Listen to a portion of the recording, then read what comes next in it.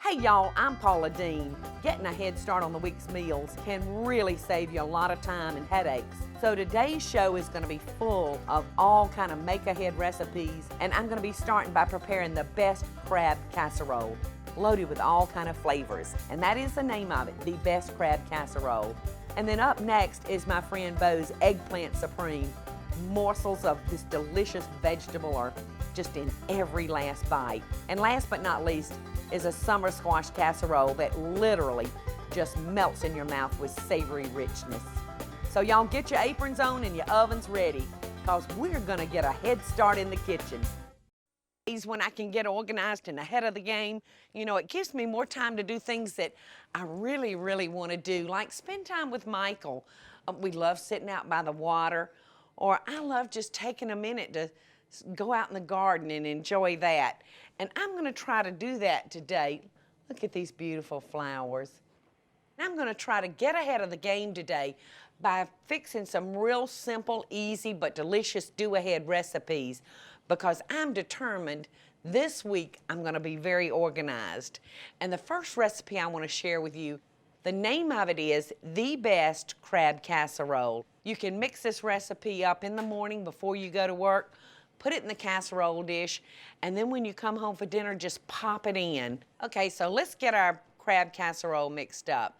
I'm gonna start by adding to my bowl 6 diced eggs, 1 cup of breadcrumbs, and these are fresh, soft breadcrumbs, 1 cup of mayonnaise,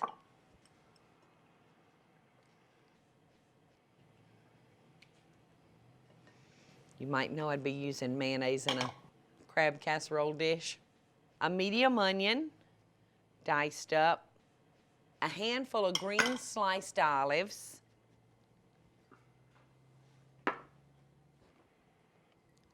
a 1/4 of a cup of fresh chopped parsley, and a can of crab meat. Now you can use the pasteurized, the fresh, or the canned crab that you can find in the meat section of your grocery store. Any of those will work. We're just going to mix this together, and then I'm going to add 2/3 of a cup of half and half.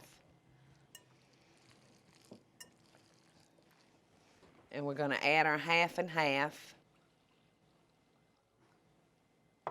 And you know, you could really just use your imagination on this dish and put kind of anything that you wanted to in it.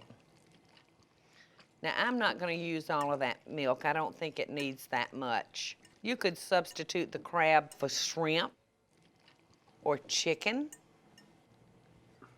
You could do the same thing using the canned chicken that's in the meat section at your grocery store, or if you had roasted chicken left over from last night's dinner, you could use it in that. Now we're just going to pour it into our casserole dish. It's just that simple. Look how good that looks. It almost looks like a cold crab salad, only we're going to bake it. Now I'm going to top it with breadcrumbs, fresh breadcrumbs that I buttered. So you can see they're kind of lumpy. And that's because I stirred them up in a bowl with some butter. And then I'm just going to decorate it with a few olives.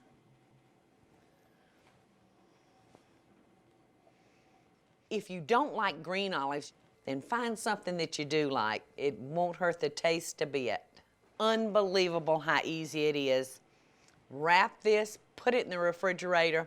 When you get home from work, let it warm up a little bit on the counter and then stick it in the oven and you got supper. But of course I can't wait that long, so I'm going to stick it in the oven. We're going to bake it for about 20 or 25 minutes at 350 because everything's cooked in it. So we just want to cook it until it's hot and bubbly. Don't let me get in your way now, Gertie, okay? If I'm in your way, you bark once. Well, you know my crew are big eaters. So I've got 2. And I've got another one right here that's ready to come out. No, I can hear it bubbling.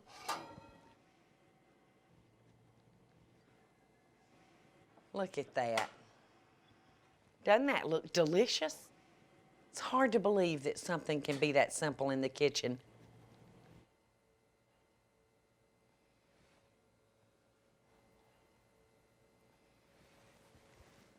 Doesn't that look good?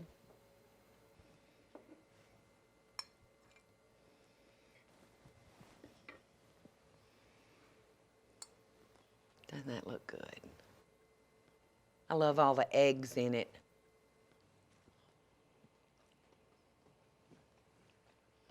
Mmm.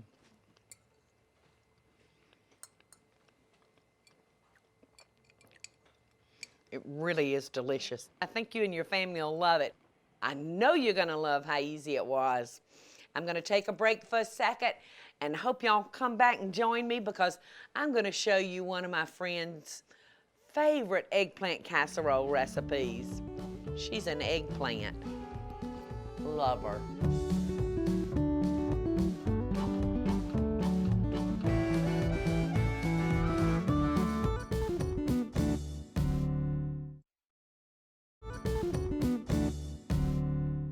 This next recipe involves eggplants, which is another one of my favorite vegetables, and I got lots to talk about the eggplant. Eggplants originated in Greece, and they call them melanzas, which means in Greek, insane melon. And the story goes that the women would send the men off to the eggplant patch or the melanzana patch. The men would sip through their way through bottles of ouzo, which is what they drink there, and they would just get drunk as skunks.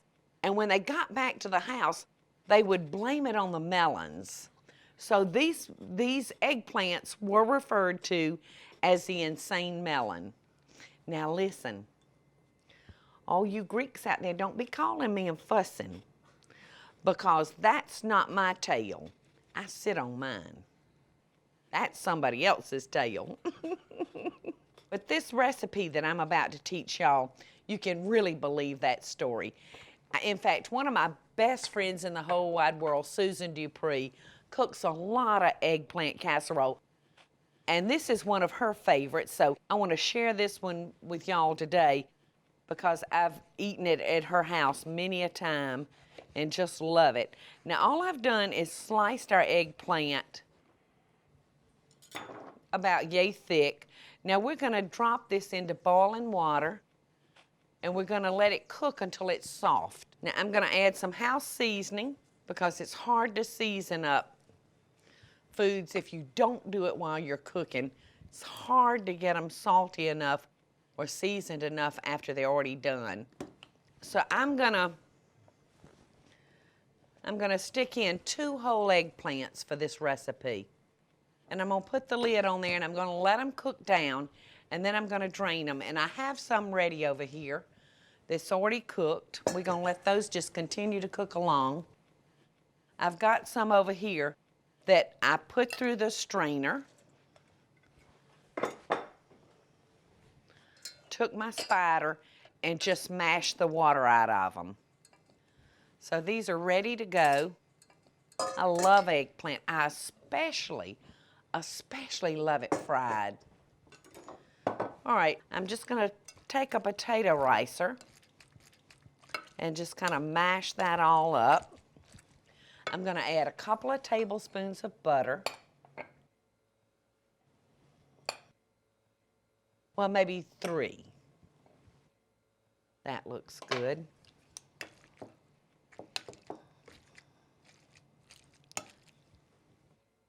All right, want to make sure I get all that eggplant out of the ricer. All right. I'm going to give it a quick spray because I don't want it to stick. We're just going to spoon this in here into the bottom.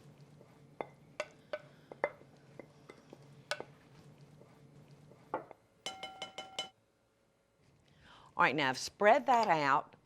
I'm gonna sprinkle the top of that eggplant with 1 10-ounce can of clams.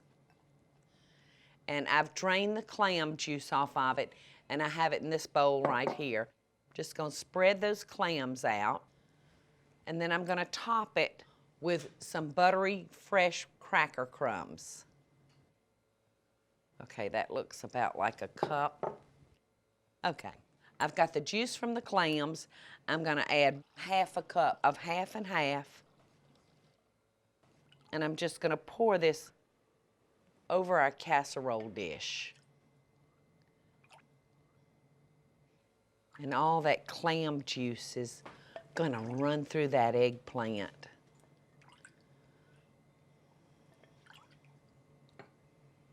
I don't think I'm gonna put all this mixture on because I don't wanna make it too mushy. All right, now I'm just gonna dot this with some butter.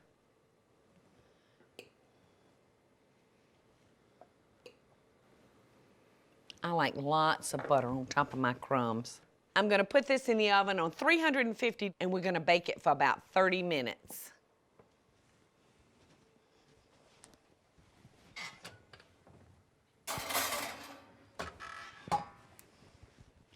And in TV time, the 30 minutes is up. Now you talking about getting ahead.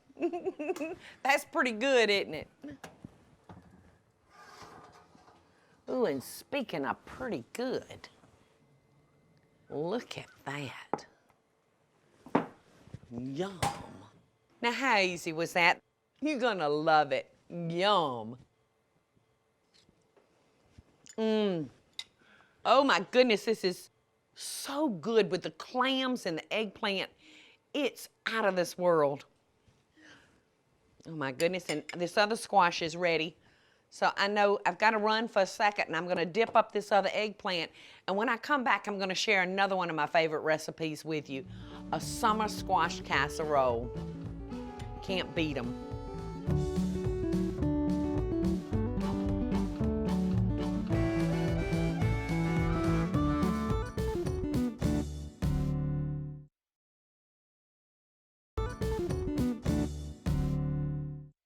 Now, the casserole that I'm making today originally calls for patty pan squash, those pretty little white squashes that almost look like flowers, but they're not in season yet.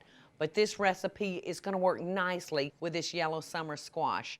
Now, I've used 6 large squash, and that comes to about 7 cups. I'm going to put it into a pot of boiling water. It's just that simple.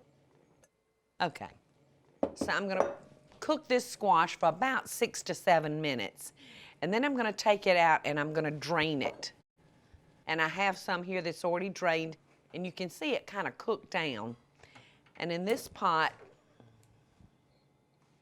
I'm gonna add a couple of tablespoons of butter, and we're gonna saute off a cup of onions, a clove of garlic,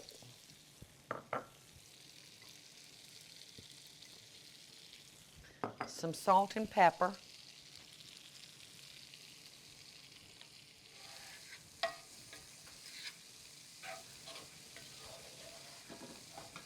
all right, now while that's sauteing off, oh, and I'm going to add about 1/4 cup of fresh parsley. And while that's sauteing, I'm going to come over here. I'm going to take 2 pieces of white bread, and I'm going to dunk them in water and moisten those up. And then I'm just going to squeeze that water gently out of that bread, just like that. And then I'm just going to crumble it up into our sauteing onions and garlic.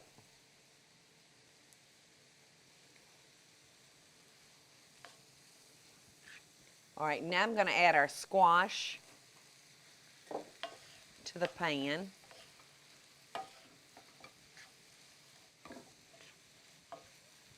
And just let that all kind of cook together for a couple of minutes. Now I'm going to spray our casserole dish. In fact, everything we've done today in these get-ahead meals has been a casserole, hasn't it? To me, I think they're just lifesavers. I'm going to take this off the heat. And I'm going to crack 1 egg.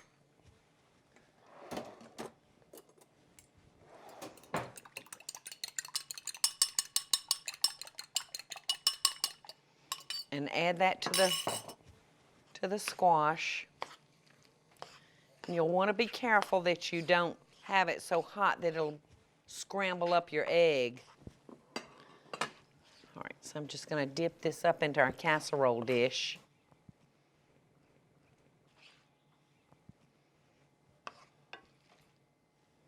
Yeah, the egg is going to give it some substance and kind of bind it together. Because you notice we didn't add any liquid to this, just the liquid from the bread and the butter, and then the natural liquid that comes out of the squash.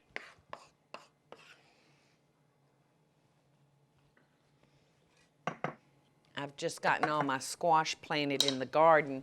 I planted zucchini and yellow squash.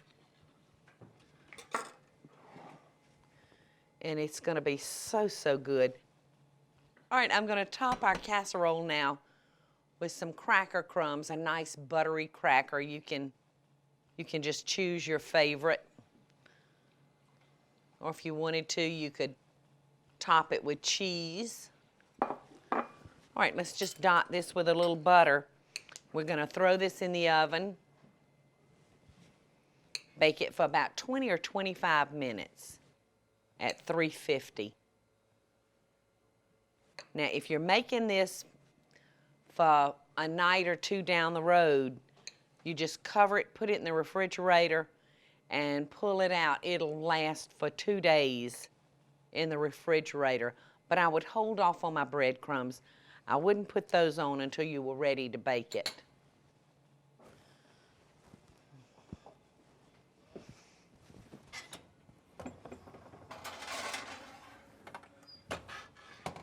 And let's see what the other one looks like.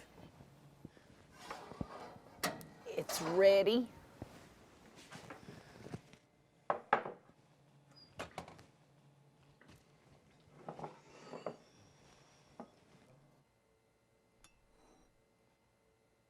So let's give a quick little taste.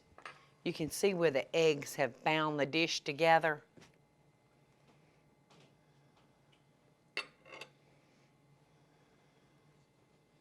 Looks delicious.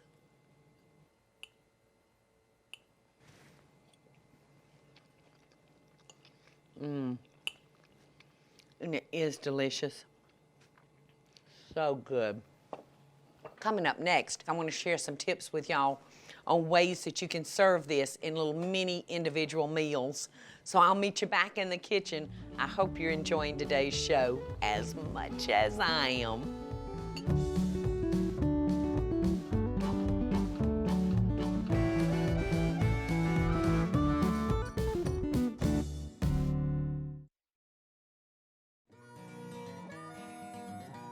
You know, I love to do ahead, plan ahead, get myself very organized. But you know, there's a little danger in that. When your kids come in, especially those big old boys that got empty, hollow legs and are as hungry as a bear, and there's a chance you might lose some of that make-ahead food, I found that a real good idea is to take your casseroles, rather than making them in a big one, is do them up in individual casserole dishes. And let the children know, put a note on it and say, Jamie, you can have this one. Bobby, you can have this one. And that way they won't mess up the whole dish and eat every bit of food in the refrigerator. I hope this tip comes in handy for you, because you're talking to a woman with experience. I've had those big old boys raid my refrigerator before. So keep your food safe from them. If you're like me and so many others out there, we need all the help that we can get to get our week going. And I think these recipes will do just that. You cannot beat the best crab casserole. And my friend Bo's Eggplant Supreme is so good.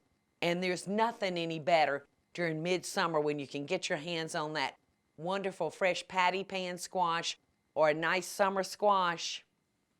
You just can't beat it. And I hope that you enjoy the mini casserole ideas that I gave you today. You know, a meal like this, pull out the spring onions, slice up those tomatoes, and you're all ready to go.